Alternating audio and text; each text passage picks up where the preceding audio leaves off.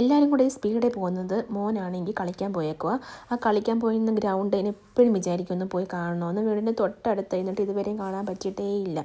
ചെന്നപ്പോഴാണെങ്കിൽ 8ൻ്റെ പണി, നിറയെ തൊട്ടാപ്പടിയും പോച്ചയൊക്കെ കയറി ആകെ കാട് പിടിച്ച് കിടക്കുക. നടക്കാനേ പറ്റത്തില്ല. എനിക്ക് വലിയ കുഴപ്പമില്ലായിരുന്നു. മോടെ ആ പാൻറ്റിന് ഇത്തിരി നീളക്കുറവുണ്ടായതുകൊണ്ട് കാൽ മൊത്തവും പോറി കേട്ടോ. പിന്നെ അവിടെ ചെന്നു. അതാണെങ്കിൽ നടന്നിട്ട് ചെല്ലിട്ട് തീരുന്നതേ ഇല്ല. എന്തൊരു പാടാന്നറിയാമോ കയറി ചെല്ലാൻ. ഞാൻ വിചാരിച്ചു ഇവന്മാരെങ്ങനെ ഇത് കയറി പറ്റി. എന്തായാലും ചെന്ന് പറ്റിയപ്പോൾ അവിടെ ഇപ്പോൾ തകർത്ത് കളിയാണ്, വിയർത്ത് നാറിക്കുഴഞ്ഞു. അങ്ങനെ അവരൊക്കെ പോയി, എൻ്റെ ഫ്രണ്ട്സൊക്കെ പോയി. പിന്നെ അവൻ കുറച്ച് നേരം കൂടെ തട്ടി നിന്നിട്ട് ഞങ്ങളും പോരുന്നു കേട്ടോ. ഞങ്ങൾ വന്ന വഴിയല്ല, ഇത് വേറെ വഴിയാണ്, ഇതിലിപ്പോൾ ഇത് മറ്റേ വഴിയാണെന്ന് വിചാരിച്ചു. ഇതിൻ്റെ കൂടെയൊക്കെ കയറിയ പാട് എനിക്കറിയാം. എന്തായാലും ഉരുണ്ട് വീഴേണ്ട കാര്യമായി. അങ്ങനെ അതെല്ലാം കഴിഞ്ഞ് നേരെ പോയി. ഇതാട്ടോ നല്ല പോലെ കുത്തിന് കിടക്കുന്ന വഴിയും. പിന്നെ കയറി എന്തായാലും വല്ലപ്പോഴൊക്കെ ഇല്ലേ എന്ന് ആസ്വദിക്കാമെന്ന് വെച്ചിട്ടാണ് പോയത്. അങ്ങനെ എങ്ങനെയൊക്കെയോ അകത്തിപ്പറ്റി ഇങ്ങനെ വീട്ടിൽ വന്നപ്പോൾ ഉണ്ട് അമ്മ പറയാം, ഇത് എവിടെ പോയിട്ട് വരുന്നെല്ലാവരും കൂടി.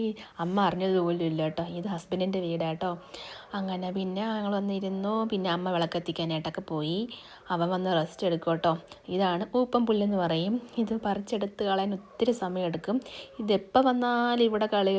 ഇവർക്ക് യാതൊരു ക്ഷീണം, നോൺ സ്റ്റോപ്പ് കളി. ഇനി ഞങ്ങൾ കാറിൽ കയറി വണ്ടി വിടുന്നത് വരെ അവിടെ നിന്ന് കളിച്ചുകൊണ്ടേയിരിക്കും.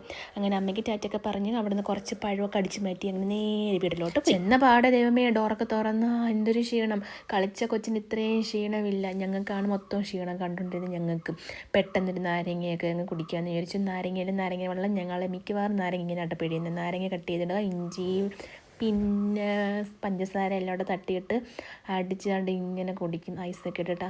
എന്തൊരു സമാധാനം. അപ്പോൾ ഇന്നത്തെ വീഡിയോ ഇഷ്ടപ്പെട്ടിട്ടുണ്ടെങ്കിൽ മറക്കാതെ സബ്സ്ക്രൈബ് ചെയ്യണേ. ടാറ്റാ.